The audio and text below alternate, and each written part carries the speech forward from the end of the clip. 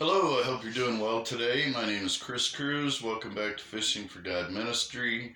And if things aren't going so well, then maybe by the end of today's message, you'll feel a little better, have a better feeling about life in general. And if you are doing great, then be sure to pass the blessings on to someone else. And just a simple greeting of hello or have a great blessed day or something can brighten someone's day more than we can imagine, putting hope and inspiring others to feel a little bit better about life. So we're going to go ahead and pick up where we left off, which is in the book of Matthew, chapter 12, verse 33. Make a tree good, and its fruit will be good, or make a tree bad, and its fruit will be bad. For a tree is recognized by its fruit. You brood of vipers, how can you who are evil say anything good?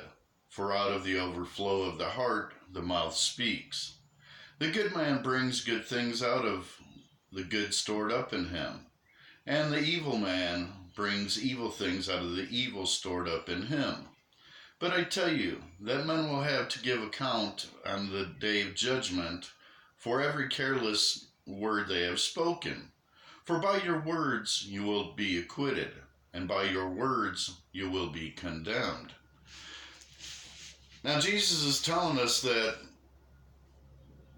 if we pay a little more attention to what comes out of our mouths, if we just take a second of thought rather than being reactive to what people might say to us, or if we're in a certain situation or circumstance and we're angry or have some other emotion go on, is if we take just a second to consult with God and make sure that what's coming out of our mouth is truly what is in our heart, then everything should be all right. Because in general, if we've gone this far along in our walk, that we've got good stored up in our hearts. So that's what we've got to get to show and lead others to God.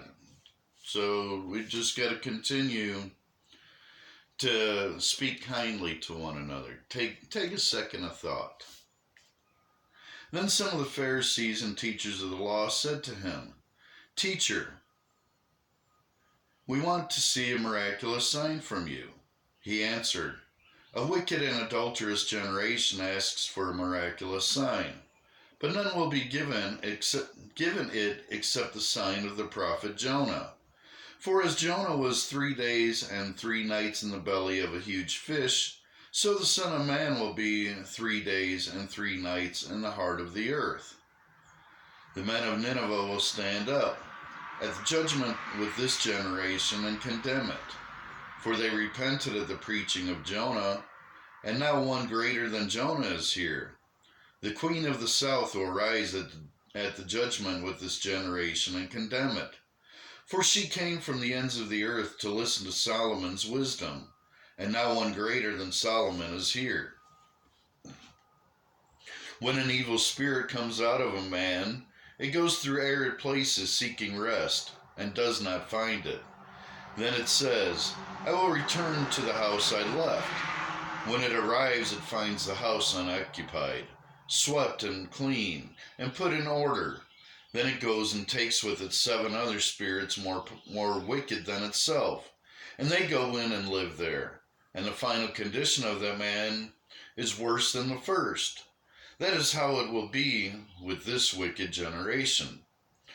So, a lot of times what we do is when we're going through tough times or some negative happening in our life, we'll turn to God and we'll start behaving better, we'll start doing things better, but then eventually we fall back into our old ways. And we're no longer appreciating what Jesus has done for us. We're just giving it back into the ways of instead of our spirit-led life, we're falling back into our natural man ways of living. While Jesus was still talking to the crowd, his mother and brothers stood outside, wanting to speak to him. Someone told him, Your mother and brothers are standing outside, wanting to speak to you. He replied to him, Who is my mother? And who are my brothers? Pointing to his disciples, he said, Here are my mother and my brothers. For whoever does the will of my Father in heaven is my brother and sister and mother. Now, like we were talking before, is when Jesus was on his ministry and they were traveling around, they lived in a community.